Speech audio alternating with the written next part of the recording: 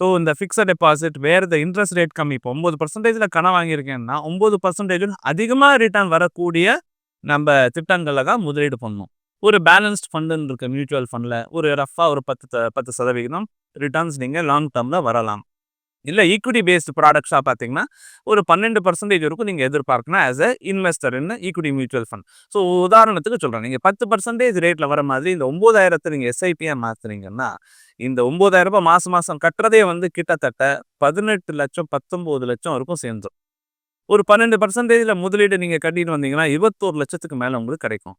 இப்போ 10 வருஷம் நீங்கள் எஸ்ஐபி பண்ணிகிட்டே வந்தீங்கன்னு வச்சுப்போம். 10 வருஷம் முடியும் போது நீங்கள் எடுத்த கடன் முடிஞ்சிருக்காது இல்லையா, இன்னும் பேலன்ஸ் அவுட்ஸ்டாண்டிங் இருக்கும்ல. எவ்வளோ அவுட்ஸ்டாண்டிங் பேலன்ஸ் இருக்கும்னு பார்த்தீங்கன்னா அது ஒரு 17 லட்சம் தான் பேலன்ஸ் இருக்கும். அப்போது உங்களுக்கு 10 வருஷம் கழிச்சு எனக்கு லோன் வேணாம் க்ளோஸ் பண்ணிடலாம் அப்படின்னு முடிவு அப்போ எடுத்தா கூட சேர்த்து வச்ச 21 லட்சத்தில் 17 லட்சம் எடுத்து கட்டிடலாம்.